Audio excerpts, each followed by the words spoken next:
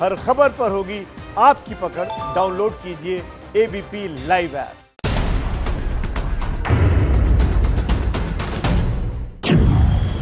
नमस्कार, मैं हूं पंकज झा। ये जो हजारों लाखों लोग सड़क पर निकल पड़े हैं, आखिर ये कौन है? मजदूरों को गांव हमारे, ये सब हमारे अपने हैं। भेज दो सरकार। हमारे परिवार घर से इनका गहरा रिश्ता है। सूना पड़ा घर द्वार। कोई हमारे लिए दूध और सब्जी लेकर आता था, कोई हमारे लिए अखबार लाता था, किसी ने हमारे कपड़े सिले थे और कोई हमारा हेयर कट करता था। इनसे हमारा सालों का अपनापन रहा। जो लेकर हमको आए वो ही छोड़ गए मझधार। लेकिन कोरोना के चक्कर में अब रिश्तों का ये ताना बाना टूट सा चुका है। कुछ तो करो सरकार। क्या हम इसे फिर से जोड़ सकते हैं? क्या फिर हम उन हाथों को मजबूत कर सकते हैं? आज की अपनी इस स्टोरी में, रिपोर्ट में हम इनकी ही पड़ताल करेंगे। हम मजदूरों को गांव हमारे। कोरोना वायरस ने दुनिया भर में तबाही मचा रखी है। देश के कोने कोने से बस एक जैसी तस्वीरें आ रही हैं। बेबसी, लाचारी, गरीबी, भूखमरी, जो जहां है वहीं बेहाल है। कहावत है, मुसीबत एक तरफ से नहीं चारों ओर से आती है। 23 करोड़ की आबादी वाला यूपी भी संकट में है। अब हमें आत्मनिर्भर बनना ही पड़ेगा। आत्मनिर्भर भारत पीएम नरेंद्र मोदी का ये नया नारा है। केंद्र के भारी भरकम आर्थिक पैकेज का ऐलान भी हो चुका है। हम अब लॉकडाउन 4 में बस जाने ही वाले हैं। बहुत कुछ खुल चुका है और बहुत कुछ बाकी है, लेकिन नहीं खुल पा रहा है तो 40 करोड़ गरीबों की तकदीर का ताला। गरीबी और बेकारी के मझधार में फंसे लोग कैसे निकले? खुद अपने बलबूते? ऐसे तो अब हालात नहीं रहे, सब सरकार के भरोसे है। ऐसे में योगी आदित्यनाथ की चुनौती और बढ़ जाती है। इसे ऐसे समझिए कि ये अब तक की योगी की सबसे बड़ी परीक्षा है। यूपी का मुख्यमंत्री बने उन्हें 3 साल हो गए हैं, लेकिन योगी ने कभी ये दिन नहीं देखे। कोरोना वायरस से तो जैसे यूपी की खुशियों को नजर लग गई है। कहीं बेहाल किसान, कहीं लाचार मजदूर, कहीं रोते बिलखते परिवार, तो कहीं खाने की लाइन में लगे रोज कमाने और खाने वाले लोग। कहते हैं कि हर अंधेरे के बाद उजाला होता है, तो इस मुसीबत से निकलने के लिए योगी भी एक फार्मूला लेकर आए हैं। इसका आइडिया उन्हें पीएम नरेंद्र मोदी से मिला। आपदा को अवसर में बदलने की भारत की ये दृष्टि आत्मनिर्भर भारत के हमारे संकल्प के लिए उतनी ही प्रभावी सिद्ध होने वाली है। 25 मार्च से लॉकडाउन लगते ही भारत में चक्का जाम हो गया। देश भर में जनजीवन ठप हो गया। सड़कें सुनसान हो गई, बाजार बंद, फैक्ट्रियों में ताला लग गया। ऐसा हिंदुस्तान में कभी हुआ नहीं था। देखते ही देखते लाखों लोग सड़क पर निकल पड़े। रोज कमाने खाने वालों ने झोला उठाया और अपने अपने गांव की तरफ चल पड़े। प्रवासी मजदूरों को लाएं या नहीं, लाना है तो फिर कैसे? ट्रेन चले या फिर बस?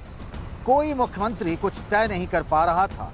तब योगी आदित्यनाथ बस भेजकर हरियाणा और राजस्थान से मजदूरों को बुला रहे थे। रिपोर्ट लिखने तक करीब 20 लाख प्रवासी लोग यूपी लौट चुके हैं। यूपी के बड़े शहरों में रोजी रोटी कमाने वाले भी अपने गांव जा चुके थे।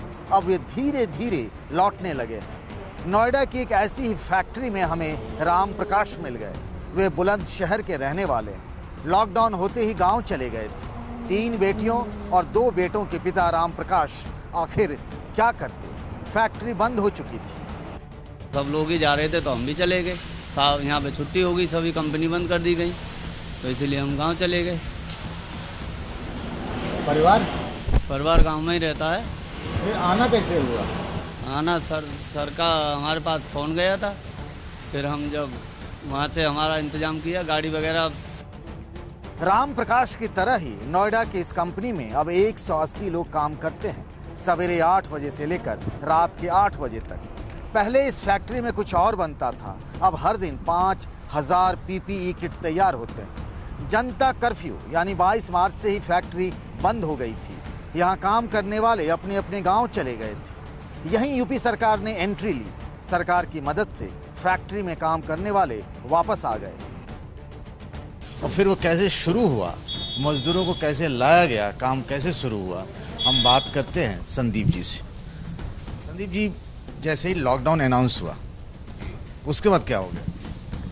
जैसे ही लॉकडाउन अनाउंस हुआ जी, सारे लड़के भाग गए, सारी लेबर भाग गई। पर सिंस हम लोग प्रोटेक्टिव टेक्सटाइल्स बनाते हैं एंड मिनिस्ट्री ऑफ डिफेंस और DRDO के साथ हमारा रिलेशनशिप है, तो हमारे को बुलाया गया यूपी गवर्नमेंट से कि आप कोरोना का प्रोटेक्टिव सूट बनाइए, क्योंकि आपको इस टेक्नोलॉजी के बारे में भी पता है और आपकी क्षमता भी है। ओवरनाइट जो है गाड़ी अरेंज की गई, DM से बात की गई, शिकारपुर, बुलंदशहर वगैरह जहाँ लड़के रहते थे बसेस ऑर्गेनाइज की गई एंड बाई 26 मार्च 3 दिन के अंदर अंदर लेबर को वहाँ से यहाँ लेके आया गया। लॉकडाउन के बाद यूपी की सभी फैक्ट्रियां बंद हो गई थी। इसमें काम करने वाले रातों रात बेरोजगार हो गए थे। ये मशीनें ही नहीं हैं, इन मशीनों का रिश्ता नाता देश में जो जगह जगह से तस्वीरें आ रही हैं लाखों परेशान मजदूरों का, उससे भी है।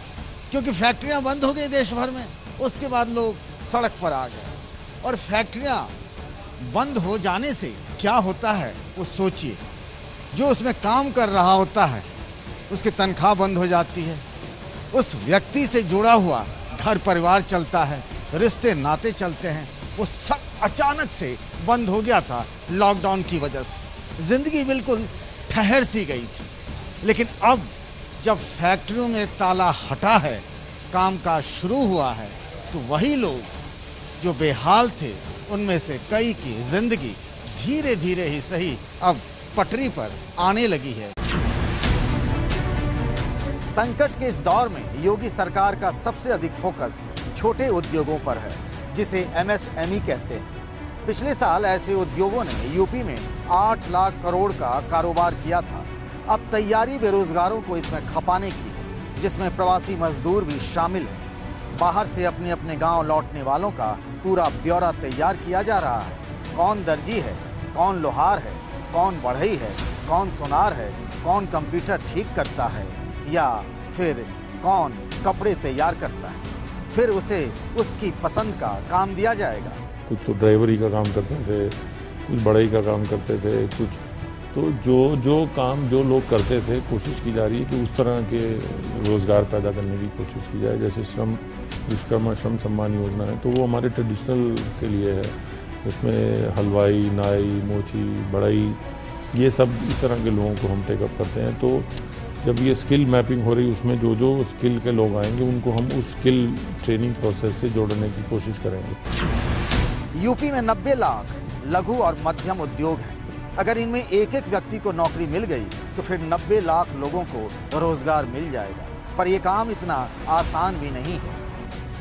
हम भारत को आत्मनिर्भर भारत, एक स्वावलंबी भारत और एक सशक्त भारत बना करके आज कोरोना संकट से न केवल उभारने में अपितु दुनिया की एक आर्थिक ताकत बनाने में भी हमारा MSME सेक्टर इस प्रकार के सरकार के सहयोग से एक नई ताकत के रूप में उभरेगा।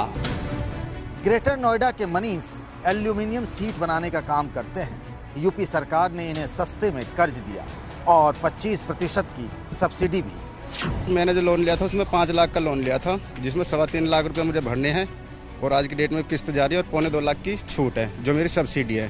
प्लस मेरे साथ मेरे 4 लोग और लगे हुए हैं। गर्मियों में मिट्टी के इन बर्तनों की मांग बढ़ जाती है। वैसे लॉकडाउन में काम धंधा बंद हो जाने से अभी कोई इन्हें खरीदने वाला भी नहीं।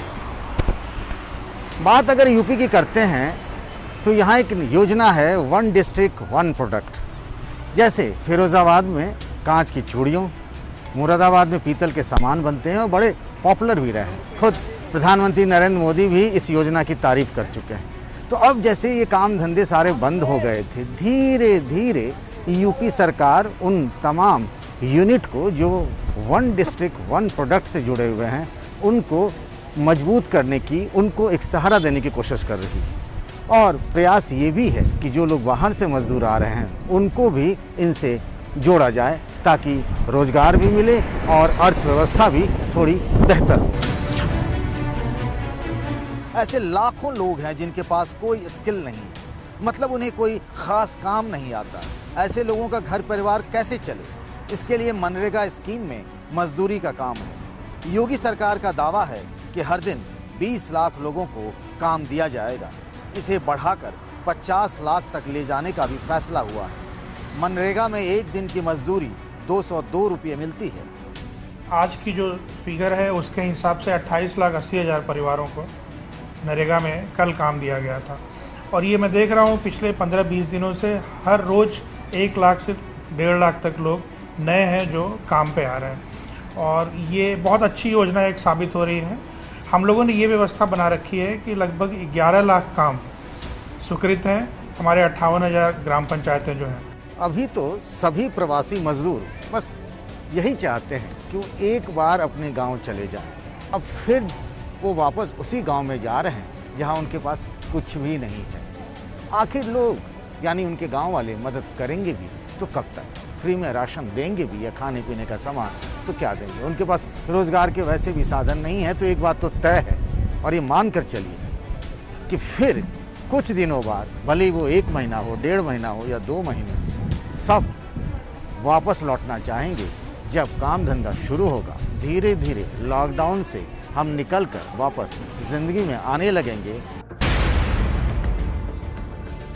यूपी सरकार को ये भी पता है अगर बाहर से वापस आए लोगों ने फिर पलायन किया तो हालात खराब हो सकते हैं। यूपी में रजिस्टर्ड बेरोजगारों की संख्या 34 लाख है। ये आंकड़ा सरकार का है। इसी साल 14 फरवरी को विधानसभा में ऐसा बताया गया था। इसमें बाहर से आने वालों को जोड़ दिया जाए तो फिर यह आंकड़ा करीब 60 लाख तक जा सकता है।